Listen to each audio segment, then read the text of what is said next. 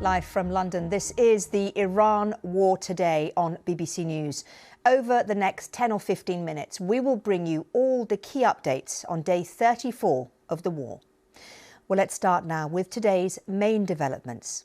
Foreign ministers from more than 40 countries meet to discuss a plan to reopen the vital Strait of Hormuz oil route. Stocks tumble and oil prices jump after Donald Trump's threat to bomb Iran back to the Stone Age. The US and Israel continue to hit targets inside Iran. This footage shows a series of explosions at a missile base near Isfahan. Iran says the impact of the US-Israeli attacks has been insignificant and warns of a crushing response to Donald Trump's threat to take the country back to the Stone Ages. We begin with a question that's been driving fuel prices up and weighing on the minds of politicians since the early days of the war: how to reopen the Strait of Hormuz. The strait is a vital shipping route in the Middle East, but it's been effectively blockaded by Iran. With hundreds of ships stranded on either side of the strait, oil, gas and diesel prices have risen sharply, leading Foreign Secretary Yvette Cooper to condemn Iran for hitting global economic security. She said there's an urgent need to restore freedom of navigation through the strait. In the last 24 hours, it's estimated 5 vessels passed through the strait, which is an international shipping route that would normally see 150 vessels a day. There have been over 25 attacks on vessels in the strait, and there are some 20,000 trapped seafarers on some 2,000 trapped ships. Yvette Cooper was speaking at a virtual meeting of more than 40 foreign ministers less than 24 hours after Donald Trump said securing the vital passage was a problem for other nations to resolve. The countries of the world that do receive oil through the Hormuz Strait must take care of that passage. They must cherish it. They must grab it and cherish it. They can do it easily. We will be helpful, but they should take the lead in protecting the oil that they so desperately depend on. Our diplomatic correspondent James Landale is here. And James, bring us up to date. Has there been any agreement at that meeting of foreign ministers? I think this was the start of a conversation rather than a meeting designed to actually agree things. Essentially what they're doing here is not talking about military options, trying to force some kind of the opening of the strait using military means, because most people agree that's just simply not operable. What they're talking about is what can they do now, diplomatically and economically, and what can they do as and when the fighting ends. In terms of what they can do now, can they put more political pressure on Iran? They're talking about sanctions, they're talking about UN resolutions. Can they put more economic pressure with sanctions? But they're also saying what can they do to help the 20,000 odd merchant sailors who are trapped on ships the wrong side of this strait, not only because of their own discomfort, but also because of risk for their cargoes. Some of their cargoes are volatile. You don't want that falling out of ships. But then there's also the question of what you do as and when the fighting stops.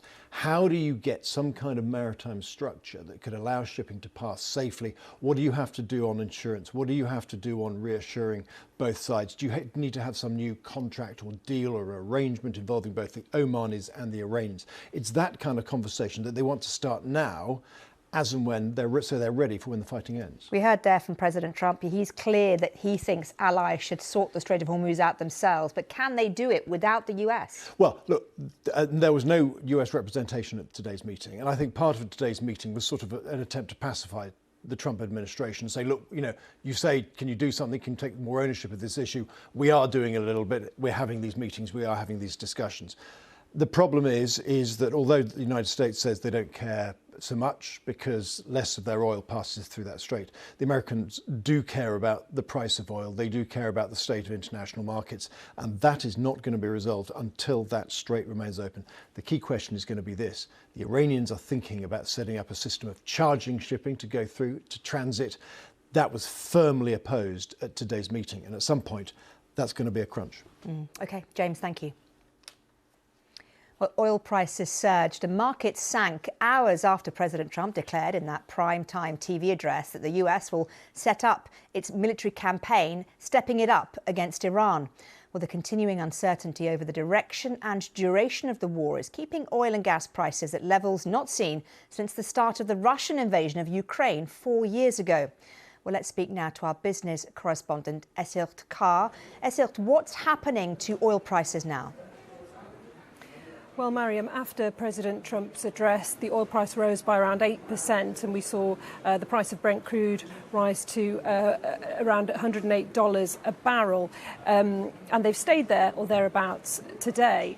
It clearly wasn't the kind of detail that some were anticipating about how and when the conflict was going to end. Now, President Trump did say that he thought that oil and gas would start flowing again very quickly, naturally, when the war came to an end. But some analysts are skeptical about that. They think it will take time for this trade to recover, particularly when you think about the kind of damage to the energy infrastructure in the Gulf that we've seen over the last few weeks. Now, oil prices have gone up more than 50% since this conflict began, and that's already having a huge impact all around the world, with things like higher petrol and diesel prices and feeding into extra costs and complexity in global supply chains. We've also seen a shortage of jet fuel, haven't we? Is it hurting the aviation industry, as some have suggested?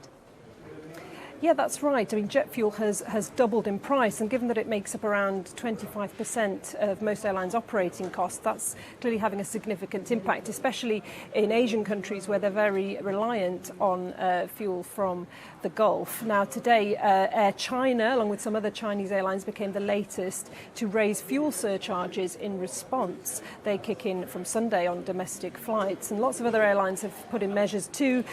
Korean Air went into a sort of emergency management mode a few days ago, and Vietnam Air are also cutting back on their flights. Now, in other parts of the world, they do get jet fuel from the US, from the Netherlands, from India, but that demand, the competition for what's available, means that prices are going up everywhere, and we're seeing lots of airlines taking action. Some are saying they're going to be putting up ticket prices, like Air France and Air New Zealand. Others are cutting back on routes, on their services, and some are even finding other ways to try and cover those additional costs. The US airline JetBlue says it's going to raise baggage costs, for example.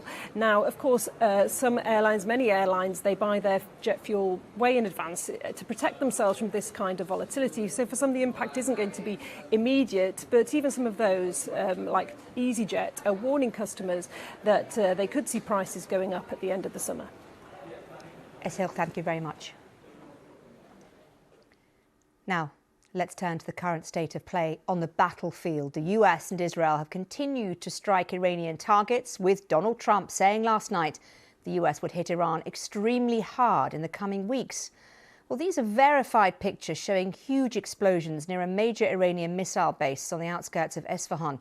If you watch closely, you can see a series of secondary blasts. This suggests other explosive material detonating following a US or Israeli strike. Well, despite being under constant bombardment for just over a month now, Iran is claiming the US-Israeli strikes have been insignificant, and it's threatening to crush retaliation. Well, to discuss all these developments with me now is our special correspondent for BBC Persian, Kasra Naji. And Kasra, let's start with that remark by President Trump threatening to take Iran back to the Stone Ages. How has that gone down with Iranians inside the country, do we know? A lot of concern on the parts of Iranians, both inside Iran and outside Iran. And these are targets that many people regard as civilian targets that have been hit. Like today, we had right in the center of Tehran, in the old part of Tehran, Institut Pasteur, which is an institute for producing vaccines in Iran and medical sort of research. That was hit. And this is a very old, a century-old institute that was established in collaboration with France at the time, the French government. And obviously, I cannot think that this particular target was particularly had any military significance. We also had today a bridge that was hit in the west of Tehran. On the way, there's a very high bridge that was supposed to come on stream any day now, and it connects Tehran via a very scenic route to the Caspian Sea, and that bridge has been hit, which is concerning to many Iranians. And also yesterday we had Iran's biggest steel mill attack. And this was a biggest industrial unit in Iran, supplying steel to 60% of needs in the Middle East and North Africa. Very big industrial unit that is out of action today. And don't forget, in the last hour, we had a message from President Trump on Truth Social. I'll read it to you. It says, "The biggest bridge in Iran comes tumbling down, never to be used again." And he says, "Much more to follow. It is time for Iran to make a deal before it is too late and there's nothing left." Don't forget, President Trump, only 2 months ago, was calling on Iranians to stay put. Help is on its way. And this doesn't sort of gel with a lot of people in Iran. There's no signs of the Iranian military running out of missiles and drones to fight the war, is there, despite Americans saying that they've destroyed the majority of those? Well, for the moment, we don't see any sign of that, although they're using fewer missiles at any given time or any given day, for example, against Israel. But nevertheless, these attacks are continuing, drone attacks are continuing, hitting targets in the Middle East, in the region around Iran. So it seems that for the moment, both sides seem to be sort of determined to carry on and press on. OK, Khasra, thank you very much indeed for that. Well, whether you're joining us on YouTube, TikTok, Sounds, radio or TV, thanks for your time. We'll be back at the same time tomorrow with the Iran War Today.